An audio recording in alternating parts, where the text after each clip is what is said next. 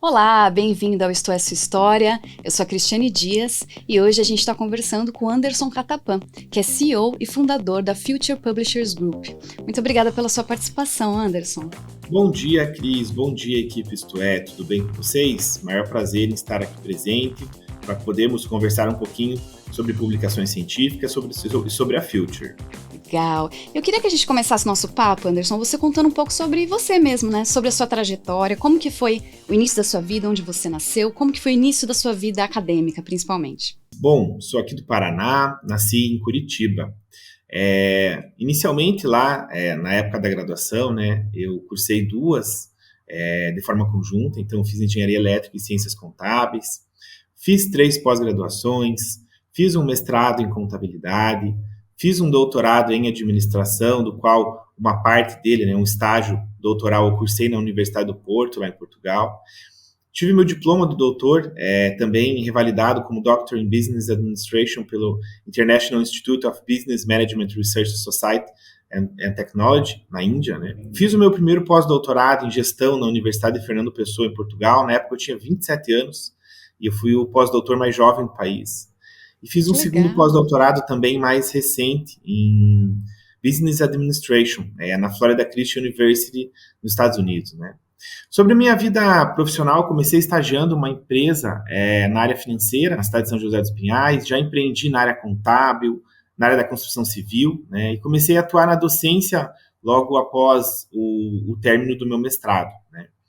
Eu atuei como professor da PUC Paraná durante alguns anos, 5 anos, e também atuei na Universidade Tecnológica Federal do Paraná, né, de 2014 até 22 como servidor público, atuando em graduação, mestrado, doutorado, né, até no mestrado e doutorado ainda continuo como professor colaborador, né. Em 2022 eu acabei saindo do serviço público, né, por uma iniciativa própria, para me dedicar aí de forma full-time à Future, né, a Future Publishers Group, empresa a qual, como você comentou, né, eu fundei, e hoje sou o CEO. Acho que é isso daí, bem, de forma resumida, um pouquinho da minha trajetória, do meu início de vida aí. E como que foi o início da Future, né? Como que foi essa transição da vida acadêmica para o empreendedorismo? A ideia de se criar, né, uma empresa de publicações científicas, ela surgiu de uma dificuldade própria, né, de uma lacuna que eu observei. Então, quando eu comecei a fazer o mestrado, a fazer o doutorado, eu sempre tive uma vontade de lecionar numa universidade federal, né, de ser professor, servidor público, de ser professor de mestrado e doutorado, né? E para isso, entre os requisitos, um dos principais é publicar os resultados das suas pesquisas, né? Então, publicar artigos científicos.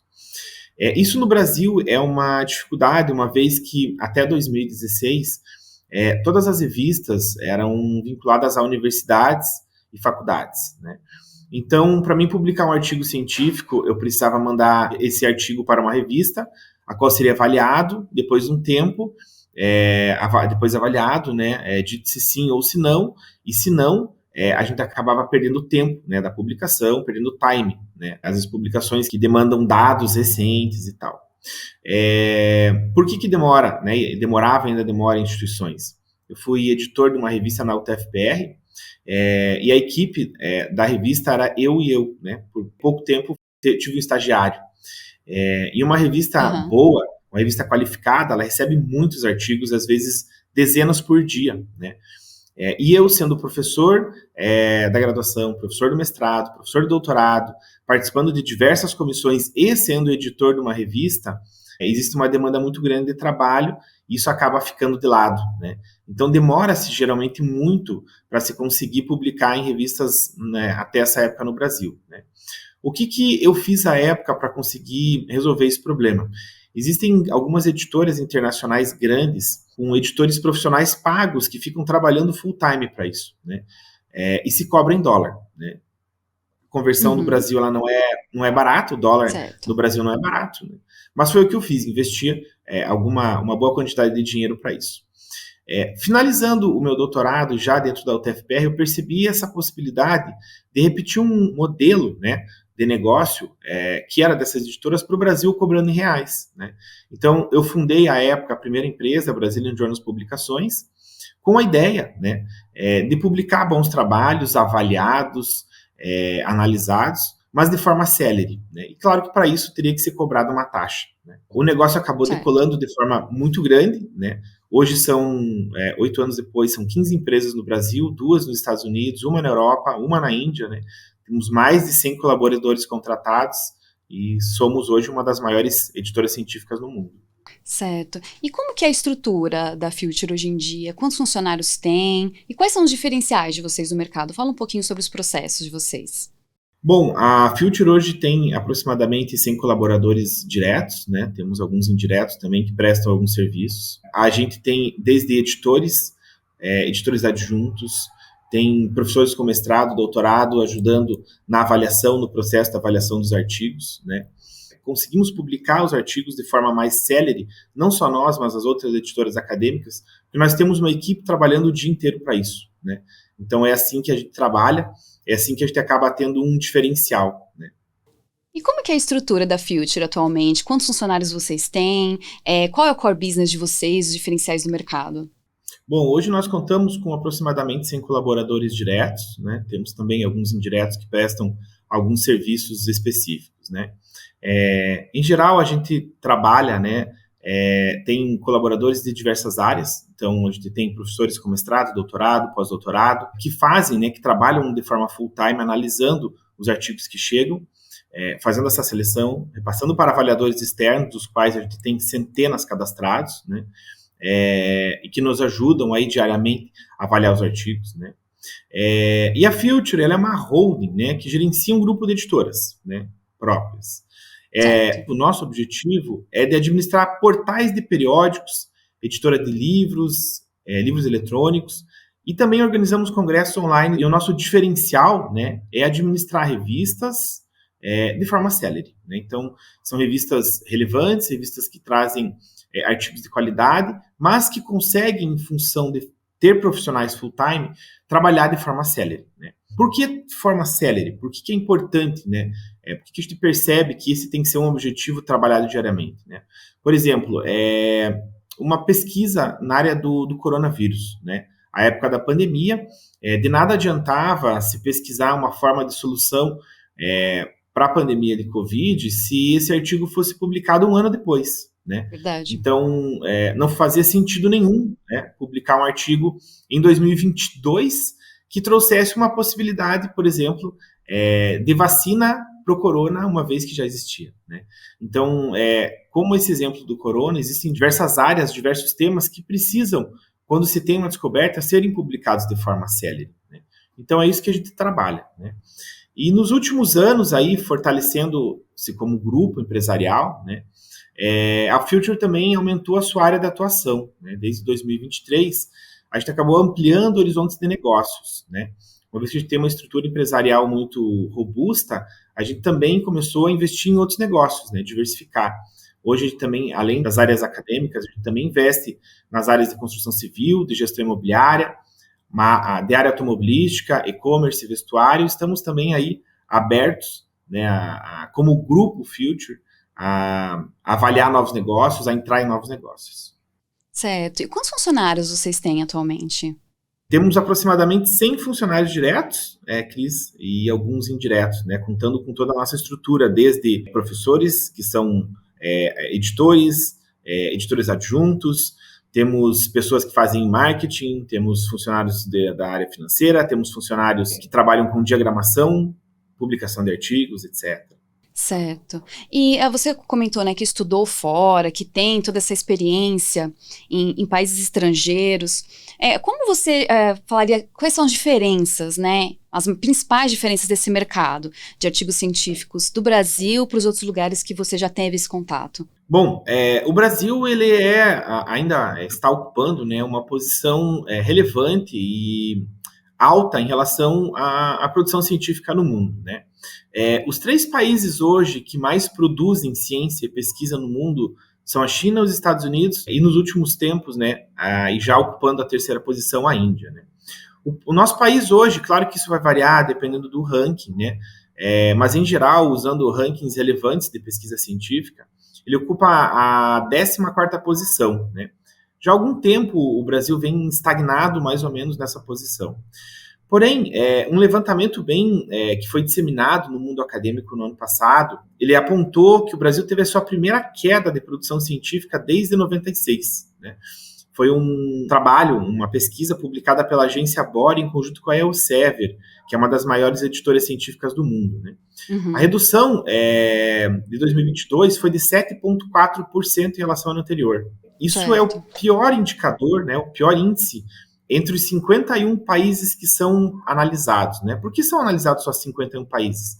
Em geral, a produção científica do mundo ela é muito concentrada.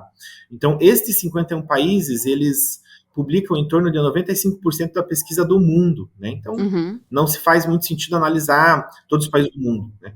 Então, o Brasil, ele teve esse pior índice, ele foi semelhante ao da Ucrânia, que está em guerra, né? Isso assusta um pouco, né? Porque caiu alguma coisa que nunca vinha caindo, né? Outro problema brasileiro que a gente percebe em relação a países mais desenvolvidos, mas que não é um problema só brasileiro, né? É um problema muito semelhante a, por exemplo, Rússia e até a própria Índia, que está aumentando sua quantidade de publicação, mas tem esse problema, que é o problema de impacto das publicações, né? Então, a gente publica muito, mas essa produção grande, ela não tem impacto. O que é impacto no mundo acadêmico? É ser citado, é ser lido, né? Então, um artigo relevante, ele é citado, né? Então, a gente ainda acaba produzindo bastante coisa que não é tão citada. Por exemplo, apesar de ocupar a 14ª posição em número de artigos, a gente ocupa a 39ª na área de biologia, ou a 32ª na área de física e astronomia, né? Então, nós produzimos bastante, apesar de no ano passado ter caído, mas não somos tão citados, né? Aí, se você me perguntar, Cris, e quais são as razões que vão explicar isso? Não é um diagnóstico simples, não é um diagnóstico fácil, né? Mas o que você tem tido aí de evidências no mundo é que o investimento em publicação, o investimento que é o produto final, né? O investimento em pesquisa, isso é importante, né? Tem que ser sempre mantido, não se pode desacelerar e tirar o pé do acelerador em relação a isso, né? Na nossa percepção, né, como editora, como Future, a melhora desses números em relação à quantidade, voltar a acelerar na quantidade e melhorar a qualidade é o grande desafio para a produção brasileira nos próximos anos. Né?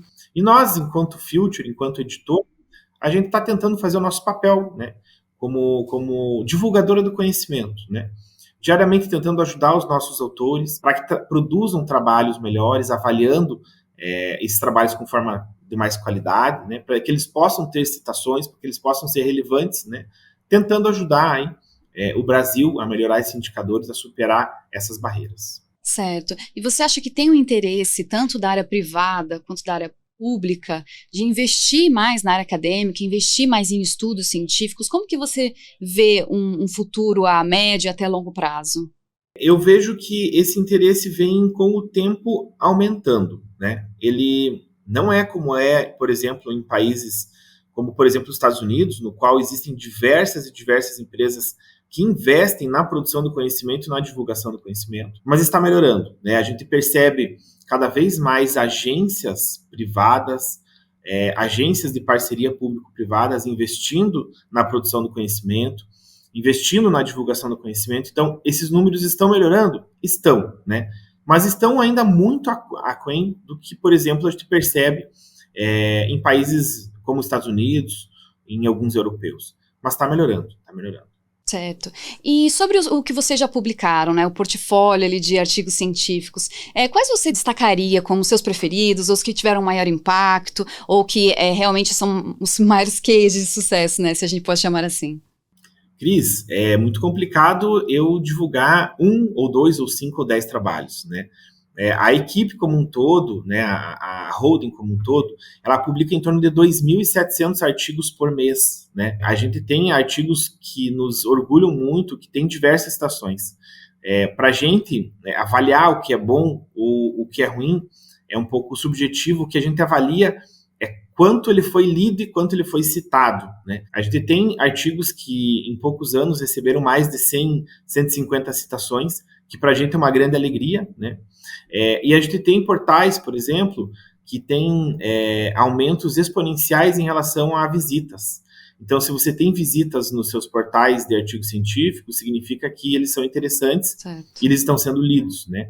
Nós temos portais, por exemplo, que possuem mais de 100 milhões de acessos mês. E para a gente é uma alegria, né? É um número grande, é um número relevante em relação ao mundo acadêmico, que não é um mundo que vai ter como foco, pessoas que vão ler o mundo todo. Não, são acadêmicos, né, em geral. Acadêmicos ou pessoas que trabalham em temas semelhantes.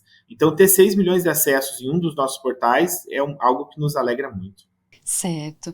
E vocês têm um trabalho muito importante, né, do pilar social dentro da Future. Você poderia comentar um pouco mais sobre o que é esse trabalho, como vocês têm desenvolvido isso? Bom, aí é um projeto que é a Future, que é eu também, Anderson Catapan, que já tem alguns anos, mas de forma não formalizada, que é tentar ajudar o próximo, né? Eu sempre gostei de participar e de estar junto, apesar de não ser rotariano, sempre estou junto com o Rotary, sempre participei, e a gente sempre quis formalizar e deixar de uma forma mais organizada a nossa relação social, né?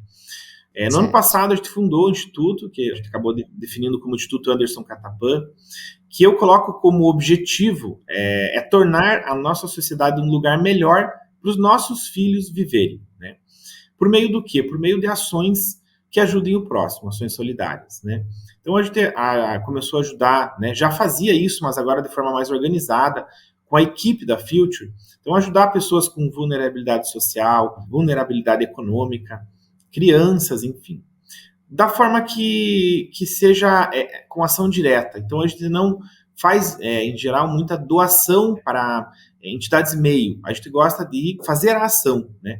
Então, pega os nossos funcionários de tempo em tempo, com dias específicos, enfim, e vai em escolas fazer doação, vai em escolas fazer dia de pintura, enfim.